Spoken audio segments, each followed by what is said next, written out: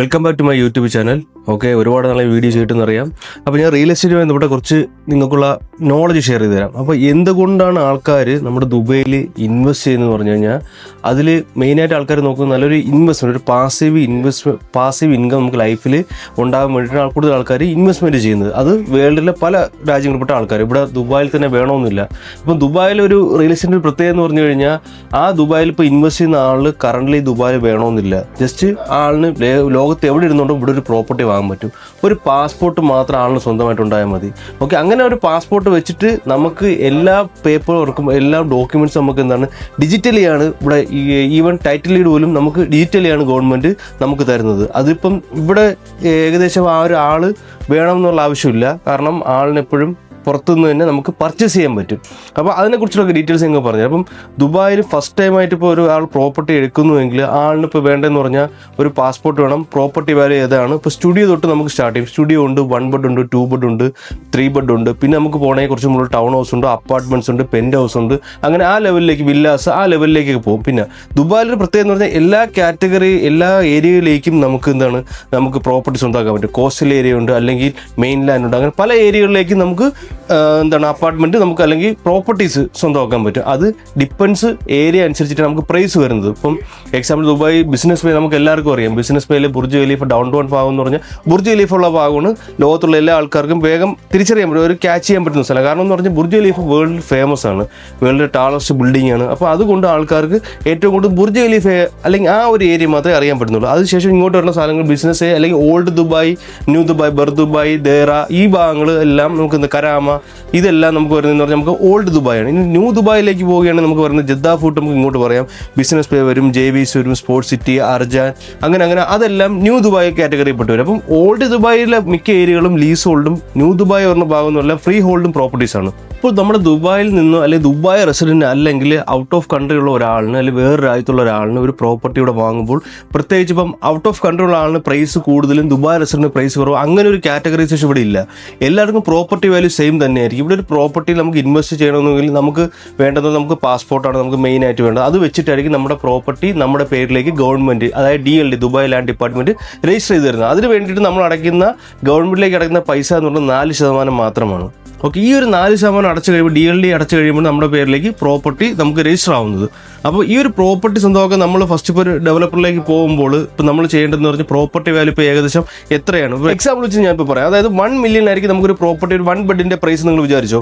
അപ്പോൾ ആ 1 ബെഡിൽ നമ്മൾ 20% ഡൗൺ പേയ്മെൻറ്റ് ഡെവലപ്പറിന് അടയ്ക്കുന്നത്, 4% നമ്മൾ DLD അടയ്ക്കുമ്പോൾ നമ്മുടെ പേരിൽ പ്രോപ്പർട്ടി രജിസ്റ്റർ ആയി കഴിഞ്ഞു. ബാക്കി നമ്മൾ പേയ്മെൻറ്റ്സ് ആയിട്ട് നമുക്ക് ഒരു 3 ഇയറോ 2 ഇയറോ, അത് ഡിപ്പെൻസ് ഡെവലപ്പറിൻ്റെ പേയ്മെൻറ്റ് പ്ലാൻ പോലെ ആയിരിക്കും നമുക്ക് പ്രോപ്പർട്ടി ഇവിടെ കിട്ടുന്നത്.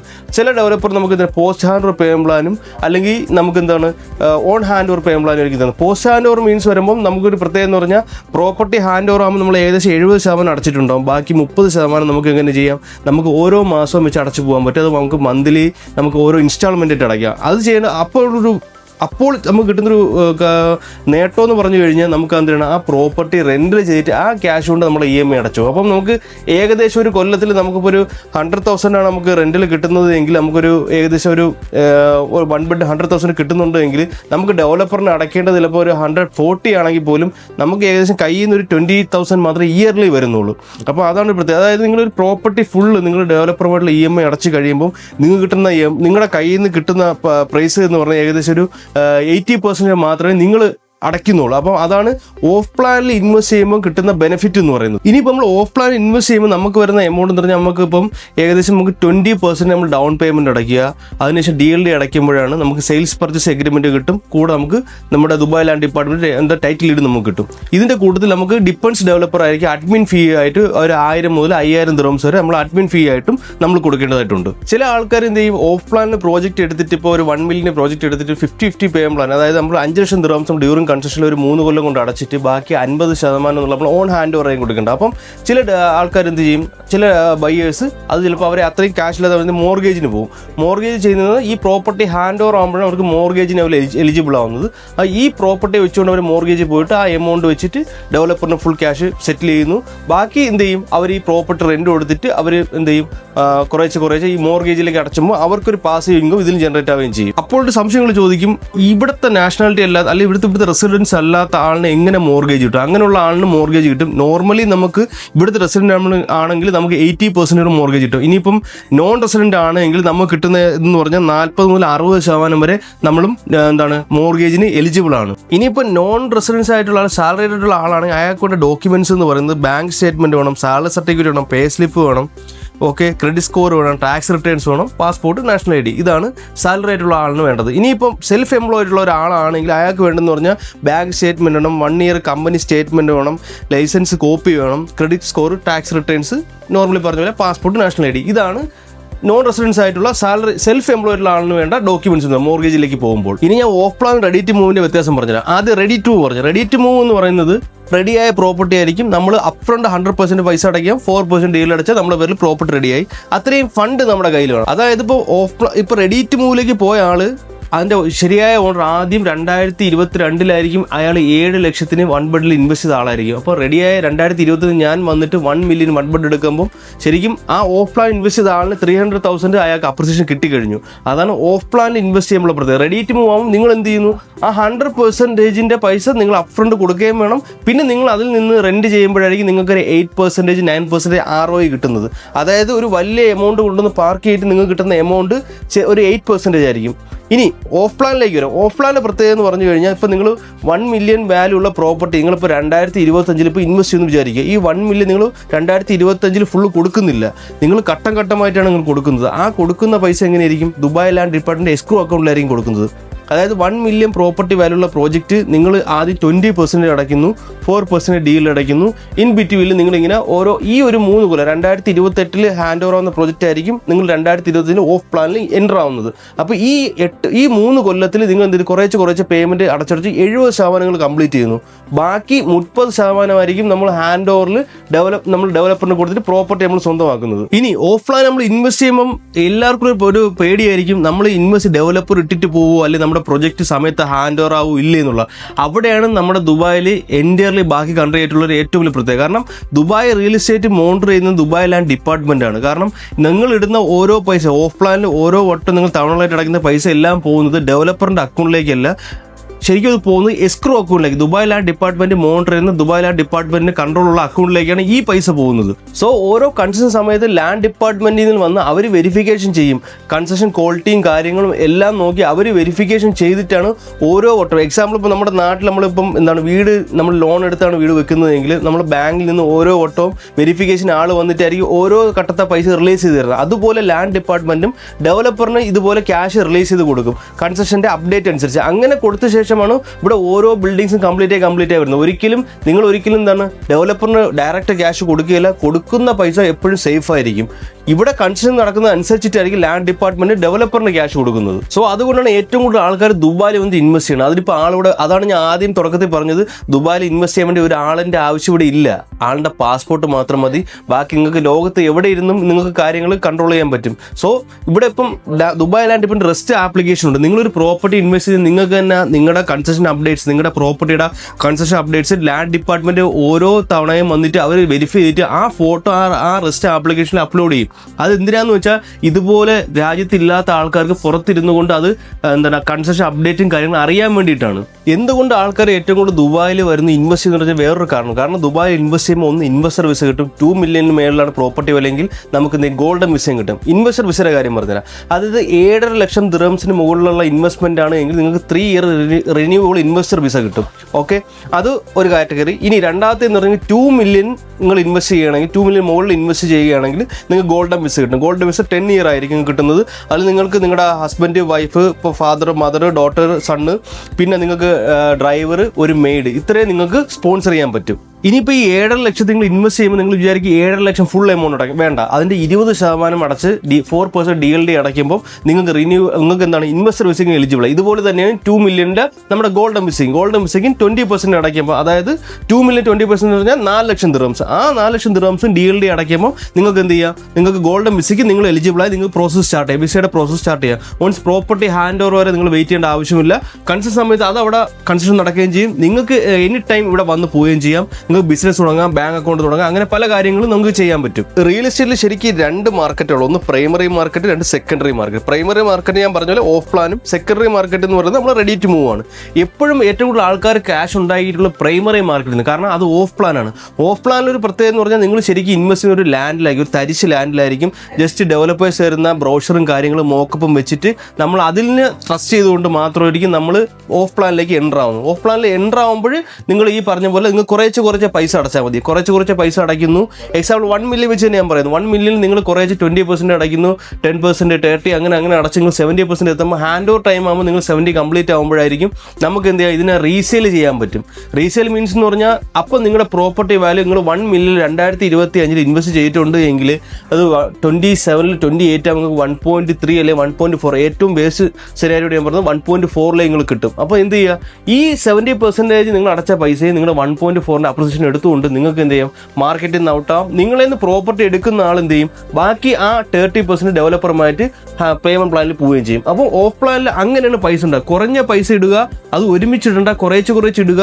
എന്ത് ചെയ്യുക, എക്സിറ്റ് ആവുന്നതിന് ഒരുമിച്ചുള്ള പൈസ കിട്ടും. നിങ്ങൾ ആദ്യം സ്ട്രഗിൾ ചെയ്യുന്നത് ചിലപ്പോൾ ആദ്യത്തെ 3 വർഷമായിരിക്കും. മറ്റൊന്നാണ് നിങ്ങൾക്ക് ഒരു വരുമാനങ്ങളും വരുന്നു തുടങ്ങുന്നില്ല, നിങ്ങൾ കയ്യിരിക്കുന്ന പൈസ കുറച്ച് ഇടുന്നുള്ളൂ. മറ്റേ അതേസമയം സെക്കൻഡറി മാർക്കറ്റ് റെഡി പ്രോപ്പർട്ടിയിലാണ് എങ്കിൽ നിങ്ങൾ എന്ത് ചെയ്യുന്നു, നിങ്ങൾക്ക് വരുമാനം വരും, പക്ഷെ അത് 8% അല്ലെങ്കിൽ 9% വരുമാനം വരുന്നത്. അതായത് നിങ്ങൾ 100% അടച്ചിട്ട് നിങ്ങൾക്ക് വരുന്ന വരുമാനമായിരിക്കും 8 അല്ലെങ്കിൽ 9%. അതേസമയം നിങ്ങൾ 3 വർഷം നിങ്ങൾക്ക് വരുമാനം ഇല്ലാതിരുന്നു, നിങ്ങൾ 70% കംപ്ലീറ്റ് ചെയ്തിട്ട് നിങ്ങൾക്ക് കിട്ടുന്ന വരുമാനം അല്ലെങ്കിൽ നിങ്ങൾക്ക് കിട്ടുന്ന അപ്രിസിയേഷൻ എന്ന് പറഞ്ഞാൽ ഇപ്പൊ ഈ കിട്ടിക്കൊണ്ടിരിക്കുന്ന 35 അല്ലെങ്കിൽ 40% നിങ്ങൾക്ക് അപ്രിസിയേഷൻ കിട്ടുന്നത്. ഏറ്റവും വലിയൊരു കാര്യം എന്ന് പറഞ്ഞാൽ ബാക്കി കൺട്രീസിനെ അപേക്ഷിച്ച് നോക്കുകയാണെങ്കിൽ ദുബായിൽ ടാക്സ് ഫ്രീ ആണ്, ടാക്സ് ഒന്നിനും കൊടുക്കേണ്ട ആവശ്യമില്ല. അതുകൊണ്ട് ഏറ്റവും കൂടുതൽ ആൾക്കാർ മൂവ് ചെയ്യുന്നുണ്ട്. എന്തുകൊണ്ട് ഏറ്റവും കൂടുതൽ ആൾക്കാർ മൂവ് ചെയ്യണമെന്ന് പറഞ്ഞാൽ ഒന്ന് ഇവിടുത്തെ ഇൻഫ്രാസ്ട്രക്ചർ ഉണ്ട്, ലൈഫ് സ്റ്റൈൽ ഉണ്ട്, ഫെസിലിറ്റീസ് ഉണ്ട്, എല്ലാ കാര്യങ്ങളും, കണക്ടിവിറ്റി, റോഡ് എല്ലാം ആവട്ടെ. അപ്പോൾ ഇതെല്ലാം നോക്കിയിട്ട് ആൾക്കാർ വരുന്നത്. വേൾഡിന്റെ മാർക്കറ്റാണ് ദുബായ്. അപ്പോൾ ഏറ്റവും കൂടുതൽ ആൾക്കാർ ഇവിടെ വരുന്നുണ്ട്, ഓപ്പർച്യൂണിറ്റീസ് ഉണ്ട്, പല കാര്യങ്ങൾക്കും വേണ്ടിയിട്ട് ആൾക്കാർ ദുബായ് വരുന്നുണ്ട്. ചിലപ്പോൾ ഒരു ബിസിനസ് ടൂറിന് പറഞ്ഞ ആൾ ചിലപ്പോൾ ഇവിടുത്തെ ഓപ്പർച്യൂണിറ്റീസ് അല്ലെങ്കിൽ ഇവിടുത്തെ ഫെസിലിറ്റീസ്, ഇവിടുത്തെ ടെക്നോളജീസ് എല്ലാം കണ്ടായിരിക്കും അവർ ഇങ്ങോട്ട് അട്രാക്ട് ചെയ്യുന്നത്. അപ്പോൾ അവർ വിചാരിക്കും ഓക്കെ, എന്തുകൊണ്ടും നമ്മുടെ രാജ്യത്ത് സ്പെൻഡ് ചെയ്യുന്ന നമുക്ക് ഇവിടെ സ്പെൻഡ് ചെയ്ത് കഴിഞ്ഞാൽ നമുക്ക് റിട്ടേൺസ് അതുപോലെ കിട്ടും, നമുക്ക് ടാക്സ് ഉണ്ടാവില്ല, നമ്മൾ സേഫാണ്. അങ്ങനെ എല്ലാ കാര്യങ്ങളും ഗവൺമെന്റ് എല്ലാ കാര്യങ്ങൾക്കും സപ്പോർട്ടുണ്ട്. A to Z കാര്യങ്ങൾക്കെല്ലാം ദുബായിലെ ഗവൺമെന്റ് എല്ലാ കാര്യങ്ങൾക്കും വേണ്ടി സപ്പോർട്ട് ചെയ്യുന്നുണ്ട്. പിന്നെ ഏറ്റവും കൂടുതൽ ഒരു പ്രത്യേകത എന്ന് പറഞ്ഞു കഴിഞ്ഞാൽ നമ്മുടെ ദുബായിൽ നമുക്കിപ്പോൾ ഏത് ഫുഡ് കോർട്ട് എടുത്തില്ല, വേൾഡിലെ എല്ലാ ഫുഡ് കോർട്ട്സ് ആണെങ്കിലും അല്ലെങ്കിൽ ഏത് ബ്രാൻഡ്സ് ആണെങ്കിലും ഏത് മാൾസ് ആണെങ്കിലും ഏത് ഷോപ്പിംഗ്സ് ആണെങ്കിലും എല്ലാ കാര്യങ്ങളും ദുബായിൽ കിട്ടുന്നു. കാരണം ദുബായിൽ എന്ന് പറഞ്ഞാൽ നമുക്ക് 186 പുറത്ത് രാജ്യങ്ങളിൽ ആൾക്കാർ ഇവിടെ താമസിക്കുന്നുണ്ട്. ഏത് സ്റ്റൈലും അല്ലെങ്കിൽ ഏത് ഫുഡ് കൾച്ചറും നമുക്ക് ഇവിടെ ഫ്രീ ഓഫ് ആക്സസ് ആണ്. ഓക്കെ, ഇനി ഞാൻ നിങ്ങൾക്ക് ഓഫ് പ്ലാനിൽ ഏകദേശം മാർക്കറ്റിൽ ഇപ്പോൾ പൊയ്ക്കൊണ്ടിരിക്കുന്ന സ്റ്റുഡിയോസിന്റെയും അല്ലെങ്കിൽ 1 ബെഡിന്റെയും 2 ബെഡിന്റെയും പ്രൈസ് ഞാൻ പറഞ്ഞുതരാം. ഇപ്പോൾ മാർക്കറ്റിൽ ഒരു സ്റ്റുഡിയോ സ്റ്റാർട്ട് ആവുന്നത് അത്യാവശ്യം ഞാനൊരു നല്ലൊരു അപ്രിസിയേഷൻ കിട്ടുന്ന ഏരിയയിൽ ബേസ് ചെയ്തിട്ടാണ് പറഞ്ഞത്. ഒരു സ്റ്റുഡിയോയുടെ പ്രൈസ് ഇപ്പോൾ നമുക്കൊരു 7.5 ലക്ഷം തൊട്ട് 8 ലക്ഷം ദിർഹംസ് വരെ നമുക്ക് കറന്റ് നമുക്ക് ഓഫ് പ്ലാൻ ഒരു സ്റ്റുഡിയോയുടെ പ്രൈസ് സ്റ്റാർട്ട് ആവുന്നു. അതുപോലെ ഒരു 1 ബെഡിൻ്റെ ആണെങ്കിൽ നമുക്കൊരു 9.8 ലാക്ക് തൊട്ട് നമുക്ക് 1.3 1.4 വരെ അങ്ങനെ പോകുന്നു. 2 ബെഡ് ആണെങ്കിൽ നമുക്ക് 1.8 തൊട്ട് 2.3 ആ ലെവലിലേക്ക് പോകുന്നു. 3 ബെഡ് ആകുമ്പം നമുക്ക് പോകുന്നതെന്ന് പറഞ്ഞാൽ ഒരു 2.3 തൊട്ട് 2.4 അങ്ങനെ പോകുന്നുണ്ട്. ഇനിയിപ്പോൾ ടൗൺ ഹൗസിലേക്ക് പോകണമെങ്കിൽ നമുക്ക് 4 ബെഡ് ടൗൺ ഹൗസ് ഇപ്പോൾ ഏറ്റവും കുറഞ്ഞ പ്രൈസ് പറയുന്നത് ഇപ്പോൾ ദമാക്കിൻ്റെ നമുക്ക് ഐലൻഡ് പറയാൻ പറ്റും. ദമാക്കിൻ്റെ ഐലൻഡ് ടൗൺ ഹൗസ് പോകുന്നത് ഇപ്പോഴത്തെ ഏറ്റവും കുറഞ്ഞ പ്രൈസ് 2.75 തൊട്ടാണ് 4 ബെഡ്റൂം ടൗൺ ഹൗസ് പോകുന്നത്. 5 ബെഡ്റൂമിലേക്ക് പോകുമ്പോൾ നമുക്ക് പറയുന്നത് 3.75 അങ്ങനെ ആ ലെവലിലേക്ക് പോകും. വില്ലാസ് ആകുമ്പോൾ 6 മില്യൺ 7 മില്യൺ 8 മില്യൺ അങ്ങനെ ആയിരിക്കും ഓരോ കാറ്റഗറി അനുസരിച്ചിട്ട് ഇവിടെ പ്രോപ്പർട്ടിയുടെ പ്രൈസ് മാറുന്നത്. ഇനിയുള്ള ഏറ്റവും വലിയൊരു കാര്യം എന്ന് പറഞ്ഞു കഴിഞ്ഞാൽ നമുക്ക് അണ്ടർ കൺസ്ട്രക്ഷൻ ഇരിക്കുമ്പോൾ നമുക്ക് എത്ര പെർസെൻറ്റേജ് എത്തുമ്പോൾ നമുക്ക് പ്രോപ്പർട്ടി റീസെയിൽ ചെയ്യാന്നുള്ളത് ഡിപ്പെൻസ് ഡെവലപ്പറാണ്. ചില ഡെവലപ്പർ 20% നമുക്ക് NOC തരും, ചിലർ 40 തരും. ഇനി 100% പേയ്മെന്റ് അടച്ചാലേ നമുക്ക് NOC കിട്ടുള്ളൂ എന്നുള്ള ഡെവലപ്പേഴ്സും മാർക്കറ്റില്ല. അപ്പം ഇൻവെസ്റ്റ് ചെയ്യുമ്പോൾ ഇതെല്ലാം നിങ്ങൾ ഒന്ന് സ്റ്റഡി ചെയ്തിട്ട് വേണം നമുക്ക് റീസെയിൽ എത്ര പെർസെന്റിൽ ചെയ്യാൻ പറ്റുമെന്ന് നോക്കിയിട്ട് വേണം നമ്മൾ ഓരോ ഡെവലപ്പറുമായിട്ട് നമ്മൾ പ്രൊജക്റ്റിലേക്ക് പോകേണ്ടത്. ഇനിയിപ്പോൾ നിങ്ങളൊരു പ്രോപ്പർട്ടിയിൽ ഇപ്പോൾ ഇൻവെസ്റ്റ് ചെയ്യുന്നെങ്കിൽ നിങ്ങൾ ചെയ്യേണ്ട കാര്യം എന്ന് പറഞ്ഞാൽ നമ്മൾ ആദ്യം നോക്കേണ്ടതെന്ന് പറഞ്ഞാൽ നമ്മൾ കണക്ടിവിറ്റി നോക്കണം. ആ ഏരിയയിൽ എന്തൊക്കെ കണക്ടിവിറ്റി വരുന്നുണ്ട്, ഫ്യൂച്ചറിൽ അവിടെ എന്തൊക്കെ ഡെവലപ്മെന്റ്സ് വരുന്നുണ്ട്. നമുക്ക് എപ്പോഴും പൈസ ഉണ്ടാക്കാൻ പറ്റുന്നതെന്ന് പറഞ്ഞാൽ ഡെവലപ്പിംഗ് ആയിക്കൊണ്ടിരിക്കുന്ന ഏരിയയിലാണ് നമ്മൾ ഇൻവെസ്റ്റ് ചെയ്യുക. അങ്ങനെ ഇൻവെസ്റ്റ് ചെയ്താൽ മാത്രമേ നമ്മുടെ പ്രോപ്പർട്ടി അപ്രിസിയേഷൻ കിട്ടൂ. അതിനൊരു കാര്യം കൂടെ ഉണ്ട്. കാരണം ഡെവലപ്പിംഗ് ആയിക്കൊണ്ടിരിക്കുന്ന ഏരിയയിൽ നമ്മൾ ഓഫ് പ്ലാൻ എൻ്റർ ആവണം, നമ്മുടെ പ്രൈസ് പെർ സ്ക്വയർ ഫീറ്റ് കുറവായിരിക്കും. ആ ഒരു ഡെവലപ്ഡ് ഏരിയയിൽ പോയി കഴിഞ്ഞാൽ നിങ്ങൾക്ക് കിട്ടുന്ന പ്രൈസ് എന്ന് പറഞ്ഞാൽ ഹൈ പ്രൈസ് ആയിരിക്കും. അപ്പം ഓഫ് പ്ലാൻ ഇൻവെസ്റ്റ് ചെയ്ത് അതായത് അപ്രിസിയേഷൻ നോക്കുന്ന ആൾക്കാരാണ് ചെയ്യേണ്ടതെന്ന് പറഞ്ഞാൽ ഡെവലപ്പിംഗ് ആയിക്കൊണ്ടിരിക്കുന്ന ഏരിയയിൽ ഇൻവെസ്റ്റ് ചെയ്യുക. ഇൻവെസ്റ്റ് ചെയ്യുന്ന മുമ്പ് അവിടുത്തെ കണക്ടിവിറ്റി നോക്കണം, അവിടെ ഒരു ഡെവലപ്മെന്റ്സ് നോക്കണം, എന്തൊക്കെയാണ് നോക്കുക. അപ്പോൾ എപ്പോഴും പോകുമ്പോൾ എന്ത് ചെയ്യണം, മാർക്കറ്റ് നോളജ് ഉള്ള ഒരു ഏജന്റുമായിട്ട് നിങ്ങൾ ആദ്യം കൺസൾട്ട് ചെയ്യണം. കൺസൾട്ട് ചെയ്തിട്ട് അതിൽ എന്തൊക്കെ നിങ്ങൾക്ക് യൂസ് ചെയ്യാൻ പറ്റും, അത് നോക്കിയിട്ട് വേണം നിങ്ങൾ ഓരോ പ്രോപ്പർട്ടിയിലേക്കും ഇൻവെസ്റ്റ് ചെയ്യാൻ വേണ്ടത്. മാർക്കറ്റിൽ ഒരുപാട് ഡെവലപ്പേഴ്സ് മാർക്കറ്റിൽ ഉണ്ടാവും. പക്ഷേ നമ്മൾ ചെയ്യേണ്ടതെന്ന് പറഞ്ഞാൽ നമ്മൾ ടോപ്പ് 10 അല്ലെങ്കിൽ 20 ഡെവലപ്പേഴ്സ് നമ്മൾ ചൂസ് ചെയ്യുക. അതിനുള്ള പ്രത്യേകത എന്ന് പറഞ്ഞു കഴിഞ്ഞാൽ ഒന്ന്, നമുക്ക് അവർക്ക് ഹാൻഡ് ഓവർ ഹിസ്റ്ററി ഉണ്ടാവും. രണ്ടെന്ന് പറഞ്ഞാൽ അവർ ഹാൻഡ് ഓവർ ചെയ്ത പ്രോപ്പർട്ടി അവർ എത്രത്തോളം അവർ മെയിൻറ്റെയിൻ ചെയ്ത്, അതായത് ഫെസിലിറ്റി മാനേജ് എത്രത്തോളം മെയിൻറ്റെയിൻ ചെയ്ത് നമ്മൾ നോക്കണം. പിന്നെയെന്ന് പറഞ്ഞാൽ നമ്മൾ എന്തിനാണ് നമ്മൾ ശ്രദ്ധിക്കേണ്ടത് പറയാനുള്ള കാരണം എന്ന് പറഞ്ഞാൽ നമ്മൾ എപ്പോഴും ഫ്യൂച്ചറിൽ നമ്മൾ ഫ്ലിപ്പിംഗ് ആയിരിക്കും, റീസെയിൽ നമ്മൾ ഉദ്ദേശിക്കുന്നത്. അങ്ങനെ വരുമ്പോൾ നമ്മുടെ പ്രോപ്പർട്ടി എപ്പോഴും പുതിയതായിട്ടിരുന്നാൽ മാത്രമേ വേറെ നമ്മളിപ്പോൾ റീസെയിൽ ചെയ്യുന്ന ആൾക്കാരെന്ന് പറഞ്ഞാൽ വേറെ കൺട്രീസോ അല്ലെങ്കിൽ വേറെ നീഷിലുള്ള ആൾക്കാരായിരിക്കും. അപ്പോൾ അവരിതെല്ലാം നോക്കും, നമ്മുടെ പ്രോപ്പർട്ടി എങ്ങനെ മെയിൻറ്റെയിൻ ചെയ്യുന്നുണ്ട്, നല്ല പ്രോപ്പർട്ടി ആണെങ്കിൽ, നല്ല ഡെവലപ്പറാണ്, നല്ല ഫെസിലിറ്റി മാനേജ്മെൻറ്റ്, ഇതൊക്കെ ഉണ്ടെങ്കിൽ മാത്രമേ നമുക്ക് റീസെയിലിൽ നമുക്ക് പ്രൈസ് കിട്ടൂ. പിന്നെ പ്രോപ്പർട്ടി ചൂസ് ചെയ്യുമ്പോഴും നിങ്ങൾ അതുപോലെ ചെയ്യണം. അതായത് ഏതൊരു പ്രോപ്പർട്ടി നമ്മൾ ചൂസ് ചെയ്യുമ്പോൾ മിഡിൽ നിന്ന് നമ്മൾ മുകളിലേക്കാണ് ചൂസ് ചെയ്യാം. ഒരു ഏറ്റവും ഹൈയിലേക്ക് പോകുമ്പോൾ അതിനുള്ള പ്രൈസവും, മിഡിലേക്കാണെങ്കിൽ നമുക്ക് ഒരു നോർമൽ പ്രൈസും കിട്ടും. ഏറ്റവും ഗ്രൗണ്ടിലേക്ക് പോകാതെ ഒരു മിഡിലിൽ നിന്ന് മുകളിലേക്ക് പോയി കഴിഞ്ഞാൽ ഉപയോഗം എന്ന് പറഞ്ഞു കഴിഞ്ഞാൽ നമ്മുടെ പ്രോപ്പർട്ടിക്ക് റീസെയിൽ വാല്യൂ കൂടുതലായിരിക്കും. സോ നിങ്ങൾ ഇൻവെസ്റ്റ് ചെയ്യുമ്പോൾ എപ്പോഴും നല്ല ഡെവലപ്പറുമായിട്ട് പോവുക. നല്ല ഡെവലപ്പറുമായിട്ട് പോയി കഴിഞ്ഞാൽ നിങ്ങൾക്കും നല്ലൊരു അപ്രിസിയേഷൻ ഉണ്ടാവും. എപ്പോഴും അതനുസരിച്ചുള്ള പ്രോജക്റ്റ് നോക്കി. എപ്പോഴും നമ്മൾ എത്രത്തോളം ദുബായ് റിയൽ എസ്റ്റേറ്റിൽ നമ്മൾ ഇൻവെസ്റ്റ് ചെയ്യുന്ന അനുസരിച്ചുള്ള റിട്ടേൺ കിട്ടും. ഇപ്പം നിങ്ങളിപ്പോൾ ഇന്നിപ്പോൾ ഒരു പൈസ ഇട്ടിട്ട് നാളെ അത് എടുക്കണമെന്ന് പറഞ്ഞാൽ നിങ്ങൾക്ക് അതിനുള്ള അപ്രിസിയേഷൻ കിട്ടില്ല. എപ്പോഴും നമ്മൾ ഈ റിയൽ എസ്റ്റേറ്റ് എന്ന് പറഞ്ഞാൽ നമ്മൾ ഇൻവെസ്റ്റ് ചെയ്യുക, വെയിറ്റ് ചെയ്യുക, നിങ്ങളുടെ ബിസിനസ്സിലേക്ക് ശ്രദ്ധിക്കുക. ശരിക്കും റിയൽ എസ്റ്റേറ്റിൽ ചെയ്യേണ്ട കാര്യം എന്ന് പറഞ്ഞാൽ നിങ്ങളിപ്പോൾ നിങ്ങൾക്കൊരു പാസീവ് ഇൻകം കിട്ടും, റെഡിയാവും. നിങ്ങൾക്ക് ബിസിനസ് ഇൻവെസ്റ്റ് ചെയ്ത് കഴിഞ്ഞാൽ നിങ്ങൾക്ക് ആ പൈസ അത് ഇട്ട് കഴിഞ്ഞിട്ട് പിന്നെ നിങ്ങൾ തിരിഞ്ഞു നോക്കേണ്ട ആവശ്യം വരുന്നില്ല. അത് അവിടെ കിടന്ന് ഗ്രോ ആയിക്കോളും. ഗ്രോ ആയി നിങ്ങളുടെ ബിസിനസ് നിങ്ങൾ ശ്രദ്ധിക്കാനും പറ്റും. ഈ ഒരു എമൗണ്ട് എന്ന് പറയുമ്പോൾ സേഫും ആണ്, സെക്യൂർ ആണ്. നിങ്ങൾ ആ എമൗണ്ട് ഗ്രോ ആയിക്കൊണ്ടിരിക്കുകയും ചെയ്യും. അപ്പോൾ അതുകൊണ്ടാണ് ഏറ്റവും കൂടുതൽ ആൾക്കാർ ഇവിടെ ഇൻവെസ്റ്റ് ചെയ്യുന്നത്. കാരണം അവരുടേതായിട്ടുള്ള ബിസിനസ്സിനെ അവർക്ക് ശ്രദ്ധിക്കാനും പറ്റും. അവർക്കൊരു ഒരു ഇൻവെസ്റ്റ്മെന്റ് ആയിട്ട് ഇവിടെ ഉണ്ടാകുകയും ചെയ്യും. ആ ഇൻവെസ്റ്റ്മെന്റ് പൈസ അവർക്ക് വേണ്ടി ഗ്രോ ചെയ്യുകയും ചെയ്യും, അവർക്ക് വേണ്ടി വർക്ക് ചെയ്യുകയും ചെയ്യും. അപ്പോൾ അതുകൊണ്ടാണ് ഏറ്റവും കൂടുതൽ ആൾക്കാർ ഇവിടെ കൊണ്ടുവന്ന് ഇൻവെസ്റ്റ് ചെയ്യുന്നത്. ഇൻവെസ്റ്റ് ചെയ്തുള്ള ഉപയോഗം സേഫും സെക്യൂറും ആയതുകൊണ്ടാണ്. പിന്നെ എന്ന് പറഞ്ഞാൽ ദുബായും കൂടെയാണ്. കാരണം എന്ന് പറഞ്ഞാൽ ഫ്യൂച്ചറിൽ ദുബായിലെ ഒരു പ്രോപ്പർട്ടിയുടെ വാല്യൂ എന്ന് പറയുന്നത് ഒരു $3 million ആണ്. $3 million എബോവ് പോകുന്ന ഒരു സമയം ഇവിടെ ഉണ്ടാവും. അപ്പം ഇതൊരു യങ് മാർക്കറ്റാണ്. ഇപ്പോഴും നമുക്ക് ദുബായ് റിലേഷൻ സ്റ്റാർട്ടായിട്ട് ഒരു 20 അല്ലെങ്കിൽ 22 ഇയേഴ്സ് മാത്രമേ ആവുന്നുള്ളൂ. അപ്പം ഇപ്പോൾ തന്നെ നമുക്ക് അറിയാം പ്രൈസ് വളരെ ഹൈ ആയിട്ടാണ് പൊയ്ക്കൊണ്ടിരിക്കുന്നത്. പക്ഷേ അതനുസരിച്ച് ഇൻവെസ്റ്റ് ചെയ്തവർക്ക് റെന്റൽസ് കിട്ടുകയും ചെയ്യുന്നുണ്ട്. എന്തുകൊണ്ട് റെന്റൽസ് കിട്ടുന്നത്? ഇതുപോലെ ആൾക്കാർ വരുന്നുണ്ട്, റെന്റ് താമസിക്കുന്നുണ്ട്. ഇപ്പം 2026 4 million ഹിറ്റാവെന്ന് പറഞ്ഞത് 2025 തന്നെ Q3 തന്നെ അത് ഹിറ്റായി കഴിഞ്ഞു. സോ ഇവിടുത്തെ ഓരോ വിഷൻസും ഇവിടെ 2030 2040 അങ്ങനെ ഓരോ വിഷൻസിനെ ബേസ് ചെയ്യുന്ന ഓരോ പ്രൊജക്റ്റും വരുന്നത് അതും ഗവൺമെന്റ് തന്നെയാണ് ഡ്രിവൺ ചെയ്യുന്നത്. ഒരിക്കലും ദുബായ് റിയൽ എസ്റ്റേറ്റ് എന്ന് പറഞ്ഞ ഒരു ബൂമിംഗ് ആണെന്ന് പറഞ്ഞാൽ ഒരിക്കലും അങ്ങനെയല്ല. ഇവിടുത്തെ എല്ലാ സെക്ടറും ഒരുമിച്ച് വളരുന്ന കൂട്ടത്തിലാണ് ദുബായ് വളരുന്നത്. അപ്പം അതിനുള്ള വളർച്ചയ്ക്കുള്ള എല്ലാ കാര്യങ്ങളും ഇവിടുത്തെ ഗവൺമെന്റ് ചെയ്ത് കൊടുക്കുകയും ചെയ്യുന്നുണ്ട്. അപ്പം സ്വാഭാവികമായിട്ട് ഇവിടെ ആൾക്കാർ വരുന്നുണ്ട്, ഓപ്പർച്യൂണിറ്റീസ് വരുന്നുണ്ട്. അപ്പം ഓരോരോ കാര്യങ്ങൾ വരുന്നു, ഇവിടെ എല്ലാ ആൾക്കാരും ഇങ്ങോട്ട് മൂവ് ആവുന്നുണ്ട്.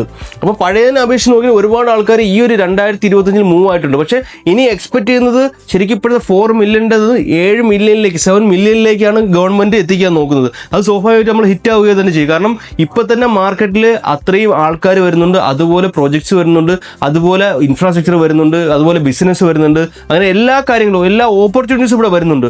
അതുകൊണ്ടാണ് ദുബായ് ഇത്രയും ഗ്രോ ആവുന്നത്. സോ ഇതുപോലത്തെ റിയൽ എസ്റ്റേറ്റ് നോളജിന് വേണ്ടി നിങ്ങൾ എൻ്റെ പേജ് സബ്സ്ക്രൈബ് ചെയ്യുക. ഇതുപോലത്തെ പുതിയ നോളജ് വഴി വീണ്ടും വരുന്നതാണ്.